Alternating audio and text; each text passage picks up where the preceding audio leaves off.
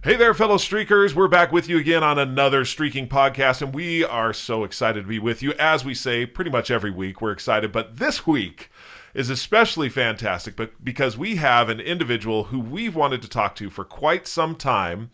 She is the founder of Hint Water, and if you haven't had that water, you need to experience it because it is some of the best water that you will ever have in your life.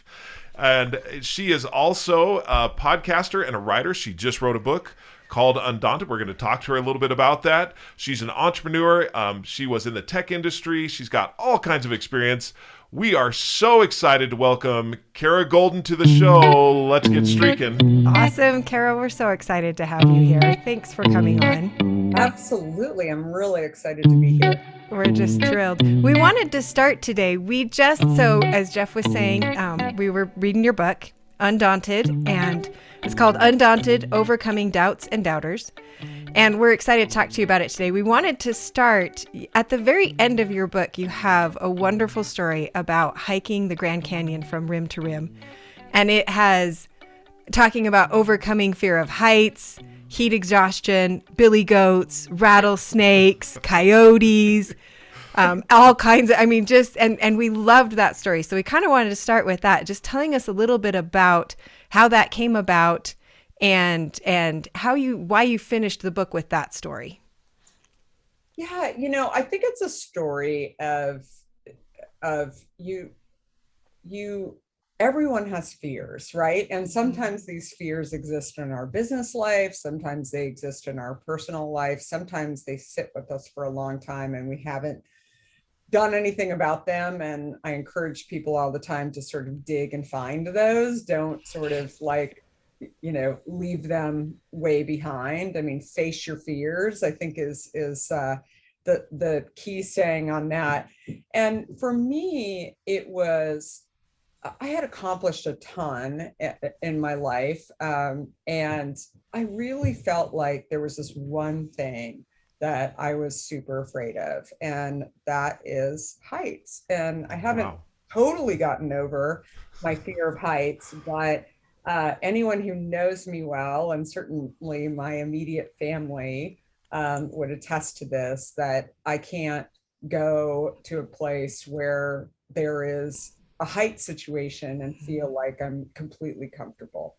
And so I always really just try and push through and sort of mentally kind of get myself through these different situations. But when somebody asked me one day, like, when was the first time that you ever really realized that you had this fear of heights? And it was going to the Grand Canyon. And I grew up in Arizona, and it was a family trip that we took with my family. My parents drove us up there. And I remember looking down and thinking, oh my gosh, this is really, really far down. If I fall, I'm, not going to be coming back.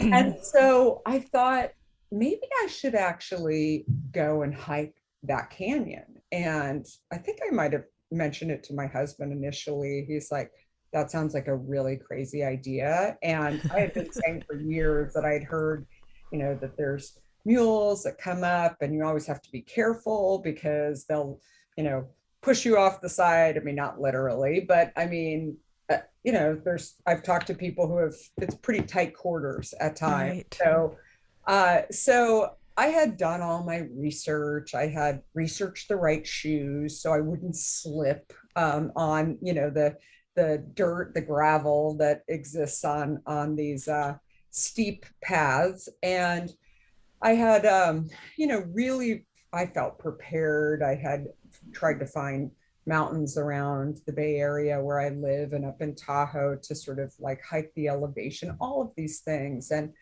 so finally, I remember being at a soccer game, actually, and a friend of mine, right before I was headed to the Grand Canyon, she asked what I was doing for the weekend. And I told her I was going to the Grand Canyon. And she happened to know that I was afraid of heights. I think she was afraid of heights. And we had this conversation.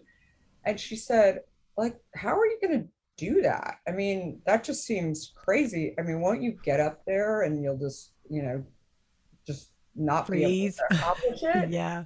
And I said, no, it's fine. And she almost like psyched me out because she said, what time are you starting? And I said, I don't know, 9 o'clock in the morning. And she said, well, how are you going to do that? It's going to be light out. And she said, I think I'd want to like go in the dark. Ha ha ha. And all of a sudden I thought, that's a great idea. It'll be Mm-hmm. cooler in the dark. I'll have a headlamp anyway. And so I called my sister and I said, is it okay if we start at like 4 o'clock in the morning? Because even if we go slow on the path, that'll give us enough time to get out of the canyon before it's dark, because we decided not to stay down at the bottom and camp out. And we were doing the entire over 20 miles in one day. Wow. And Oh, wow. so, yeah, so she said, sure, that's fine. And she didn't want me to bail. And so So you threatened with bailing if we couldn't start a little bit I earlier. did. And so she convinced her husband and her son and their friend that was coming with us. And my daughter was coming with me too. And so off we went. And so the next morning we woke up at 4 and started, and it was really like the best strategy because I had my headlamp and I could only see in front of me. It was pitch black, and Yeah. mules really weren't out at that point either. So it was like great getting down. Well, then as we headed towards the bottom of the canyon, that's when something happened that I share in the book. That is a story of unexpected things will happen along the way, Mm-hmm. that are, whether it's in business or whether it's in life. And what I've really learned is that there are a lot of things in your journey, as long as you continue to challenge yourself in your journey, Mm. even before those times, that really help you to prepare. Because nothing really prepares you for a situation like ours, like a herd of goats, mountain goats, that literally jumped over my sister and mine head and Your almost kid, killed your kid. us So like, right, came down and jumped straight over your head. I mean, is straight that over our head. And wow? my brother-in-law was kind of walking a little behind and saw the whole thing. I mean, and was just like, oh my gosh. And we could do nothing but laugh at it. I mean, I remember looking to my left, kind of up the mountain, and seeing, and again, we've been hiking for a little bit. It's like sunrise, and all of a sudden, this herd of goats is going over our heads. And I don't know if they were wanting to charge us or they just decided that was their way down and they were going down for water. I don't know what they were doing, but nonetheless, like it wouldn't have been a good situation. No. And so I Wow. said to my sister, I mean, I just started laughing. I said, can you imagine if this is like how we went down? I mean, oh, the Imagine the story. We were killed by billy goats. my daily goats, right? Like I just was hysterical, Wow. like hallucinating and somewhat, like just couldn't even believe it. But that's a story, of that happening and how things do happen along the way. And again, you just have to keep going and keep rolling. It wasn't my time. Like all of those things were going through my head. And then as we were hiking a little bit further, it was this flat area of the canyon. And I talked to so many people about the canyon who had hiked it, including my brother, who had, done it many times, had ran it, had like knew the canyon really well.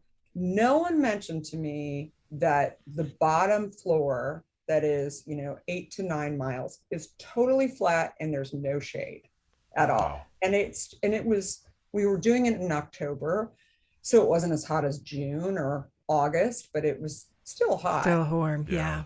so hot. And it was belting down. And actually, um, a friend of ours, Jami, he looked back at me and I had a sun hat and everything. I was, again, prepared, but not prepared. I mean, it was just hot. And he looked at me and saw me talking gibberish and instead of freaking me out, he just said, I just remember him saying, come swimming with me. And I'm like, what? You know, What? What? no idea what he was talking about. I said, where are you going swimming? He said, over here. And I said, that's the Colorado River. We're going to be like going down the river. I'm not going in the river. There's no way. I'm arguing with him. And he pulled me and Mm, got me, into the water immediately. And I felt myself just really, I mean, all of a sudden I cooled down and I just didn't even know how hot it was. I've Wow. never been in that situation before. But, sometimes you have to recognize that there's going to be people who are going to see when you're challenged, when you're in danger, right? And you mm-hmm. have Right. to accept the help instead Right. of trying to, I got this, everything's great. Like, let people help you. And Wow. Right. so, So you were in the early stages of heat exhaustion. I mean, that was a serious situation. It sounds like. yeah, it was really scary. Yeah. And then going up the mountain, I mean, that's I thought, okay, I'm home free. I've gotten almost killed by goats. I'm like, I've conquered the heights. I'm not going to die of heat exhaustion. I think one of I the just things got to that, get out of the canyon and I'm good. yeah, I think one of the things you say in the book is what you quote Mike Tyson. Everyone has a plan until you get hit in the mouth. Yeah. And it sounds like you got hit in the mouth a couple times. yeah, and again, like I thought, I'm through the worst. Hmm. I just want to get the heck out of the canyon, see my husband, see my son who was waiting at the top of the canyon. And I thought that was great. And there was a group of my party that was walking ahead. There was my sister and my husband were walking behind, and I was kind of doing my thing.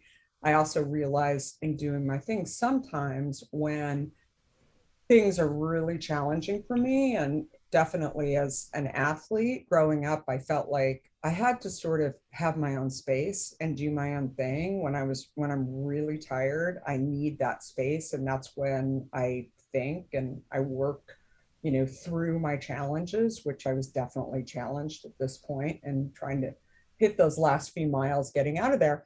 And I was as I was walking along, it was sundown, and I thought for sure, just a little bit longer, it'll be fine. And it was just all these switchbacks, they're called, just going along the canyon. And all of a sudden, I run into a rattlesnake. And I knew there were snakes in the canyon, but I really did not know that I would run into one. I mean, I thought Right. they're off to the side, they're not going to be in the path, and the path isn't very wide. And so you have a choice. You can either be bit by the rattlesnake, you can keep walking through it, or I remembered that people told me, I've never encountered a snake before, even growing up in Arizona, not at least close up. And I just kept thinking, okay, what do I do? He's hissing at me. He's like, getting pretty upset. And I remembered to step back. Like somebody had told me that they can jump, 50 Mm, feet. And so I thought, okay, all I can do is jump back and wait. Yeah. right. And I think like that is, whether it's in your personal life, in my case, hiking the Grand Canyon, or in business, sometimes you don't control the timing, right? You don't control these challenges that come into your path that are, not wanted challenges. And sometimes you have to figure out a way how to push through them. Sometimes you have to push through them by actually waiting them out. And the analogy for me just seems so clear. Here I am, twiddling my thumbs, watching that snake very carefully. And then eventually he just slithered down the hill. And as soon as I stopped hearing the rattle, I was like, okay, I'm out. Okay, I'm I'm good. out. Yeah, I'm good. I'm good. Right. And then, I thought, okay, these things have happened. Now what? Now I. I have to get out of So- here. I'm gonna have a beer, have a hint, like right, right. go out of here now. And then, run into a pack of coyotes. I mean, all of these Oh things, my goodness. I just was like, are we And done? I loved as we were looking at it and reading it, I loved it's a journey of your business as well, where you put yourself there. You knew, okay, this is something that I don't have, You've I never don't been in the know I beverage can do industry it. before. You'd Yeah. never, you came from the tech industry. You'd never been in the beverage industry. You hadn't, I mean, talk about fear of heights. It's like, okay, I guess we'll just start figuring We'll this just out. figure this out. And you prepare, you research, and you talk to people, and you do as much as you can. But I loved through each one of those different challenges, like the Billy Goats, you're like, we laughed. We kind of laughed that, it was a little stressful at first, but then there was a little bit of a relief because it's like, okay, who saw that coming? Who saw the goats flying over our head? But there it was. And then the exhaustion where you look at it and you're like, okay, knowing those times when you need to push through and knowing those times where there's someone close to you who sees something that you don't. And you're like, okay, I need to listen this time. I need to listen and do what they're saying. And then times where you encounter something, I've encountered a rattlesnake before, and the actual sound of the rattler is quite eerie. Like if you haven't actually, it's a pretty eerie sound. And so knowing that's like, okay, there's real danger here. We just need to sit back and wait this one out because I don't want to make my problems worse. Yeah. And I think it's just exactly what you're saying. And I think, going back to your original question, why did I put that story in there at the end? I think so often people have had this concept of separate your business and your personal life. I think that's always really been challenging to me because I believe if you really love what you're doing in business and you can find a way to make money, that's what I share with my anyone who's listening who asks me for my thoughts and advice. I mean, that's like the mecca, right? Yeah. Able to do it. So why should you separate your business and your personal life? In fact, I think that if you love what you're doing and you challenge yourself in both your business and your personal life, then those things feed off of one another. Yeah. It's interesting because the construct of separating work and business actually happened in the Industrial Revolution when you had to go to a factory. Mm-hmm. Before that, families were all working together, whether it be agrarian society or running the store or any of those things. That construct came about when it was we need to go to the factory. And one of the things that I see as far as business is concerned moving forward, because we now have kind of crossed this hurdle of we can do face-to-face on a video, we don't have to be in an office. The pandemic really provided that opportunity for us to be able to now mesh back to work and home life together. And like you said, I mean, this is one of the things that Jami and I love doing is this podcast and some of the other business ventures that we have, but we mesh it together. We involve the children and everything else because that's our love and our passion and what we want to do. And that's what I saw with Hint as you went through. There was a couple of defining moments that I wanted to ask you about that as I read in the book. One of them in particular really stuck out to me.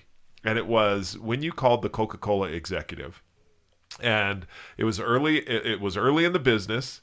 And you were at a point, and you can correct me where I'm wrong here, but from what I understood, Hint had grown a little bit, but it was, you're just trying to get... Still climbing the mountain. Still trying to get out there, still trying to do this. And you call this Coca-Cola executive, and he starts talking to you, and then he says this word. He says, "Oh, sweetie," and kind of patronizes you and talks down to you. It seemed to me, in the book, it seemed like that was a defining moment. You're like, oh no. This guy did not just say that to me, and I don't care what's going to happen. I'm overcoming this. But maybe give us a little flavor or color around that.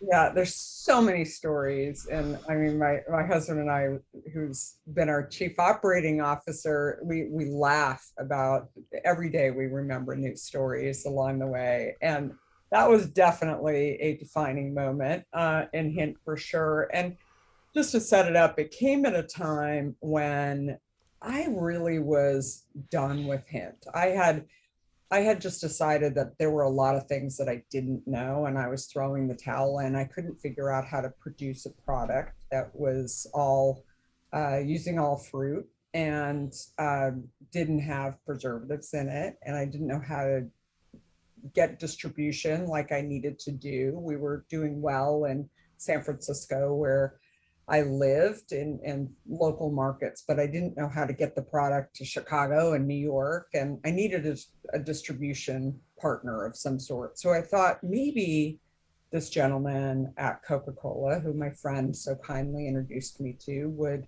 be able to kind of help me. Maybe he'd even take on the bottling for me and really help me to figure out how to do this product, because of course he's an experienced person. He's been at the company for many years. He's very senior executive. Maybe I can share with him how, great our product is and how well it's doing in the Bay Area.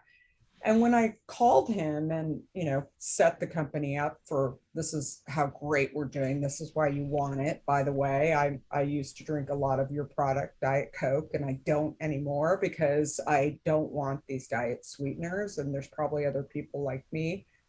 That's when he jumped in and he said, "Sweetie, Americans love sweet. This product isn't going anywhere." Like I was, just this like minor grain in the sand on the beach. I mean, it was just not even that's not even worth the time. Yeah, not even worth the time. He was doing this as a favor, et cetera, et cetera. And it's funny because so many people have said to me, I mean, why didn't you say, "Excuse me, what did you say to me?" or hang up on him or whatever.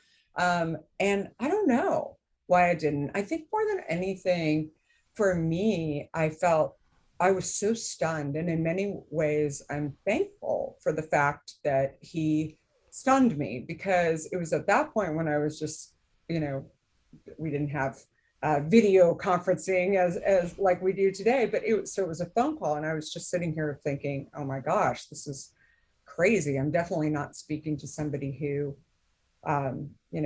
we see eye to eye in any way, but I just sat there and listened. And after a few minutes of listening to him, that's when I realized that he was really sharing his strategy with me. I mean, he really believed that I was incorrect. I mean, he called me sweetie, but I think what he was really saying, and, not such a very professional and respectful way, that he really believed that the world did want sweet and that they were really focused on calories. And at that time, they were trying to move from 10 calories down to, less calories than that. And they were trying to get to zero, but they didn't know when they would get to zero.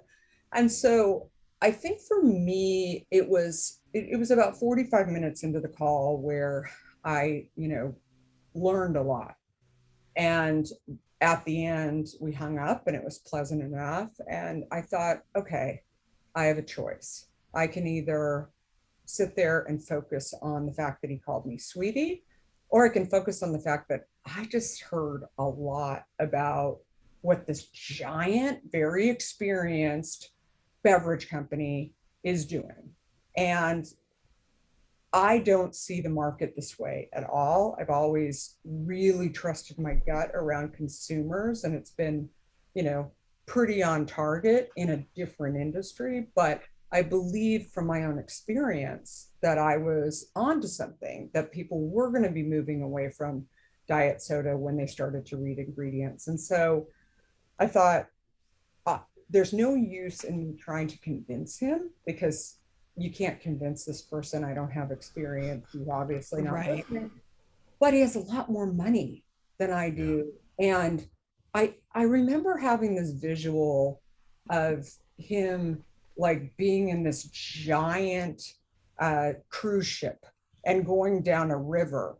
I guess that does happen somewhat. Maybe in Europe, they go down rivers. I don't know. I had this this visual image of that.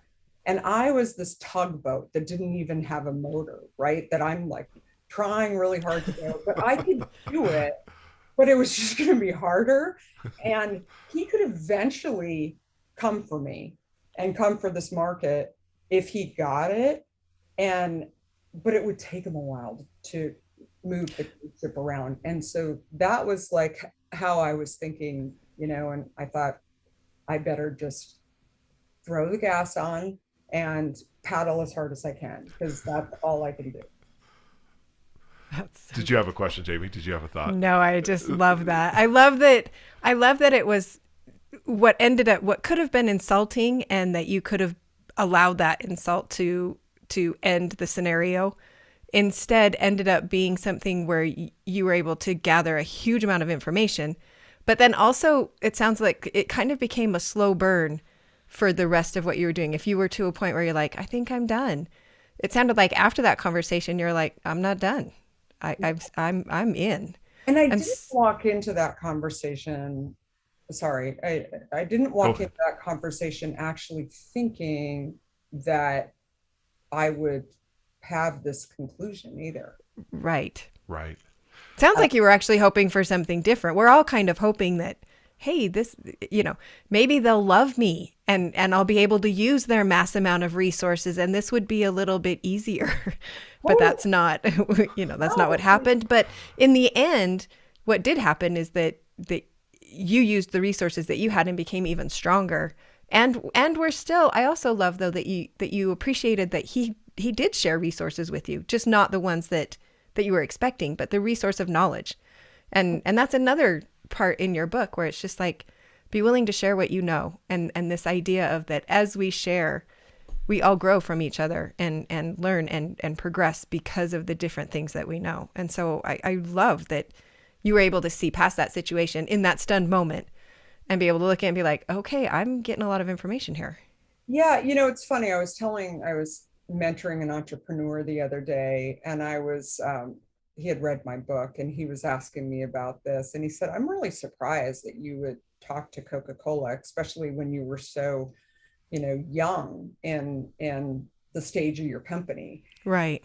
I said, I've always talked to people because I've actually learned that I may walk away and think that was a total waste of time, but usually I learn something. I mean, I've always been, and I'm still, and I said to him, like, it's something that I've always, I've believed, and because of it, I've actually met, pretty much every CEO of every food company because they'll just like want to reach out to me and they'll talk to me, and you can be smart enough about what you say to them, right? But I also believe that they might be able to help me down the line, and frankly, it's interesting. I haven't even talked about this, but one of the initiatives that I became really passionate about throughout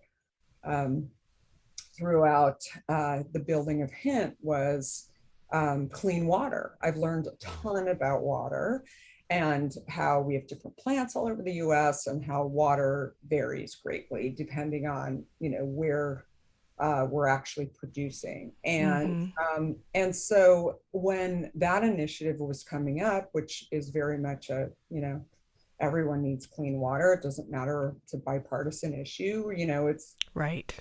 Those were the first people that I reached out to. And I said, I want you to sign on to this. Like, I don't want any money from you. I want you to just, and of course, like they were like, of course. And again, trying to figure out how do you stay connected with some of those people too, because you just never know. Right. Like, who they're going to run into, whether or not you're going to need an investment from them, whether or not you're going to need them for a nonprofit effort that you're working with, nothing to do really with your company. So I want to pause right here for just a second. One of the things that our streakers look for is what are the consecutive activities that are happening in a person's life to make them, be where they are. And one of the things that I heard from you, and I wanted to point this out to all the streakers, because when you talk about setting up a professional streak, one in which you're aiming to get to know something or being curious, or you want to be a continuous learner, or you are an entrepreneur, one of the streaks that I have is to request to connect with at least one new person daily. So LinkedIn is this great resource, and requesting to connect. And what I see, what you said, Kara, is you never know when that person is going to be someone who you may need to call on for a bit of information or a potential investor or any of those particular areas. And so having that constancy or that consecutive, and this is a streak that I've now had for let's see here, it's one of my younger streaks, 142 days, and the number of individuals that we've connected with. In fact, Kara, that's how we got connected with you, is that's part of the streak, is reaching out to and connecting with people, because it just not only gives you possible opportunity for the future, but it enriches your life. I mean, the number of people that I've totally had the opportunity to talk with, and what you have and what you did and model so well in the book is this whole gift of curiosity, this skill of, I'm just going to get real curious and figure out what this is about. I mean, that seems to have benefited you quite significantly through life. Yeah. And I think also not being afraid when you're, meeting these people. It's not just about meeting these people as a, checkbox, right? Right. I think Or it's as a resource or. totally, it's about it really just meeting people to learn. And I think that that's something that I've learned. I mean, one of my, funniest stories, funny to especially people in finance, is when I was seated next to Jamie Dimon, who runs JP Morgan Chase, at a dinner. And as my husband said, he was probably the only one in the world that didn't know what Jamie Dimon looked like. And we were talking, he's a survivor of throat cancer, and we were talking about, it was his first public appearance since he had been off for throat cancer. And Wow. I had just been invited to an entrepreneur's dinner in San Francisco by JP Morgan. I had no idea that Jamie would be sitting there at the table, and super nice guy. And we're talking about cancer, about throat cancer. I'm not talking to him about Bitcoin, and Right. everybody else wanted to talk to him about a lot of other things. But sometimes just not actually you don't think anything is, like, you might not have anything to talk to that person about. Actually, he's become a mentor to me. And Wow. I mean, really somebody that when I've started looking at, financing and which direction should we go in? Should we do a SPAC? Should we go and do an IPO? Whatever it is, like, he's become somebody where, like, he enjoys Hint, but he also just enjoys the youngness of the company and the energy Yeah. of it, and all of these things. And I am not the analyst person. I don't talk finance, but he loves the creativity and the difference, and sort of like hearing from me the challenge that we have along the way. So again, put yourself into positions where you just meet people and don't, and be yourself. So as you do that, because the title of your book is Overcoming Doubts and Doubters, as you're putting yourself out there, you're meeting new people, you're talking to people. We've talked about times that it's gone well and sometimes that it's not as well. As you meet new people, I think sometimes that's also going to kind of stoke some of your own insecurities sometimes. How have you overcome your own doubts as you're putting yourself out there? And then the times where the people really have been doubters, like they're doubting you, they're doubting your product, they're doubting what you can do. Both of those, do you know what I mean? When you're out there meeting new people, I think sometimes that's part of what causes people to maybe shut down more, is working through how to deal with my own doubts and how to deal with when I encounter someone who is legitimately doubting me. Yeah, well, first of all, I think if you set yourself up for situations where, you're meeting new people, you're taking on new challenges, they're not always going to be perfect, right? You're not going Right. to do everything to everybody. And I think, like, that's the first thing to remember along the way. But I feel like, it's really about being able to, it's really about understanding that you're going to learn a lot of things from these people. And, more than anything, just be yourself. And sometimes I think it goes back to even the Grand Canyon story, where, sometimes you learn things about people that you don't even expect to learn about them. And if you get so caught up in their experience, like whether that's, the big Coca-Cola, right? Or, the big Jamie Dimon or whatever, I mean, that's scary, right? You're like having a conversation with one of the top executives at Coca-Cola, or Jamie Dimon arguably, like, runs, finance in the world, right? Like, that is scary. Starting a company is scary. I mean, still to this day, like, going the whole sentence of I'm going to go start a company, I mean, that, like, gives me a pit in my stomach, because when you know too much about the end, right, it's like you won't get past the beginning, because it's just you might as well just throw the towel in. And so what I always tell people instead is, you have to sort of move along and float along in your life and enjoy what you're doing more than anything. Because if you don't, then you just won't move forward, right? Right. There's a lot of scary stuff that happens along the way. And I mean, this is something I tell my college age kids. Like, it's just you just have to keep moving forward, and you do the best you can, and you try, and all of those things that you learn along the way, I think are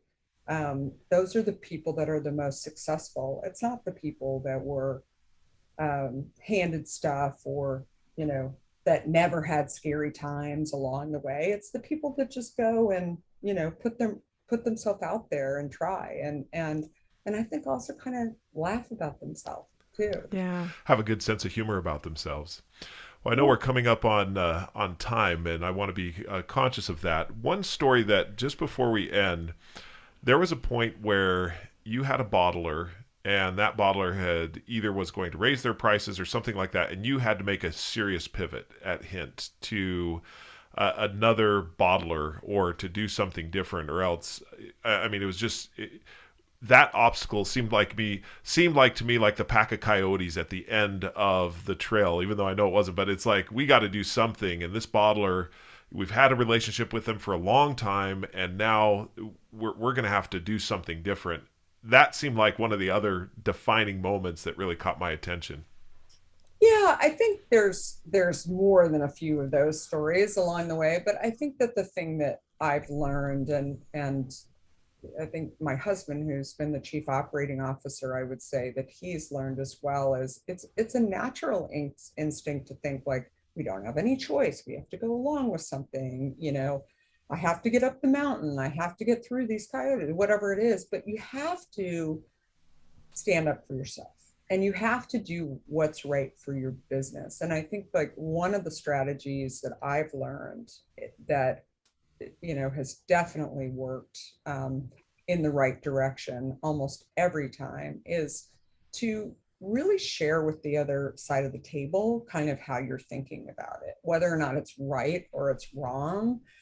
This is how you got to where you're at. And I think that sometimes you get to where you're at because you've had bad relationships with other bottlers and you just like don't want to see that movie before. And I think actually throwing all of that out there is probably the most important thing. So you're just not saying, you're ripping me off, you're charging me too much money, whatever it is. You need to really put your own stakes in the ground and say, this is how I need to move forward as I'm leading this company. And I think that that's a really important thing for everybody to remember, whether you're looking at it for your again, your company or your life. Yeah. Right. And I think that because when you feel like you don't have choices, either when you feel like you're doing something that just doesn't feel good to you, you resent it. And you don't want to, I don't think you don't want to, play a life that you resent, right? Yeah. Those Right. have to be really unhappy people, and people that are probably untrustworthy as well. I mean, you can sort of really unpack that whole stuff that does to you. But I think it's just instead actually owning what you're doing and your reasons, knowing your why is really Yeah. the key thing. Such a critical thing, knowing your why. In fact, that one other thing that I remember is when you refused to do the buy one get one free, the BOGO deal, to because everyone else was doing it. I mean, the bottom had fallen out of the market, and everyone was coming to you and saying, "Hey," and that would have eroded all of your profit margin and everything else that you had in there. And so you guys stood firm and you said, "No, we're not going to do this. Hint is a water that people believe in. It's a brand that people are going to continue to believe in." And then I remember just reading about how you had to convince your investors that that was going to be okay. I mean, that had to be quite an interesting experience. Yeah. And I think like that's the thing too, is that, when you have enough experiences too, I was saying this to my son the other day, it's like when you go through enough of these situations where you're thinking that's never going to work out well, you can look back on history. Like that's what the the older people have. You have history, Right. right? You can look back, which is good and bad, because you form your opinions based on your own journey. And Right. Based on that history. right. And but you can also sort of say, you know, I I have to look at myself and sort of the decisions I've made, and how maybe initially going in, I didn't know if it was going to turn out this way, but it did. And I learned other things along the way, but my gut really said to do it one way. And, maybe that distributor, or maybe that store would say, no, we're not going to carry you, and whatever. But I knew my walkway. It was possible that it was going to happen. And then it didn't. Right. And so I think, like, that's the thing that you need to really kind of, I guess, go through that journey a little bit and figure out how much you can trust yourself too. Yeah. And Right. say no if you run a life of being afraid to make decisions. I mean, those are the people that tend to have the most failures, tend to have, Right. the most, really hard knocks, because they weren't willing to take the chance. They weren't willing to stand up for themselves. They didn't have choices. So all of Well, those. and I think they allow that failure to be the defining moment rather than what they learned from those failures. And so they start to define themselves as a failure rather than learning from the experience. Totally. Right. And so, And yet they can't. I often think, those people, if they unpacked kind of like what was their choice. I mean, so right. often people leave conversations, like whenever they have a failure, to say, what choice did I have? I think you always do have a choice, whether or not Right. you recognize that you had a choice, you Mm-hmm. could leave, or you could stay. Right. If you're going to stay, I think you stay under these conditions, or you go under these conditions, whatever it is, but you start to really play all of those different options out, because then when you decide that maybe you made a decision, it was the wrong decision, then you can actually use that information to make a better decision. To make a better one. Yeah. Yeah, that's good. Well, Kara, thank you so much for joining us today. This has been wonderful. A couple of insights. We always like to share insights that we gained as we went along. A couple of insights for me. One, deliberate persistence is one of the things that I heard that's significant. And being deliberate about what it is you want to do, standing up for yourself, and being persistent, continuing forward with it. And that's one of our key tenets of streaking, is it's always that persistence, deliberate. Jamie, what were some of your insights? My takeaways I loved was, don't be afraid to take on your fears, to take it head on and look at it. Towards the end, talking about how we evaluate failures and learning from them and putting them in their proper place.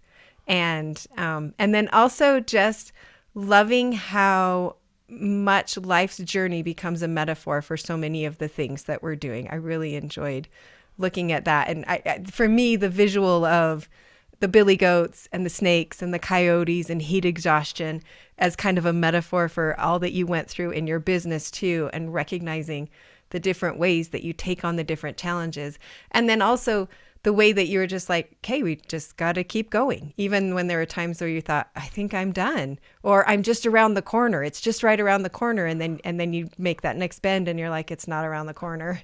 Just all of that is really great visual for me to have that. Just Absolutely. Keep going and being persistent. And Kara, any additional insights that you'd like to add just before we finish?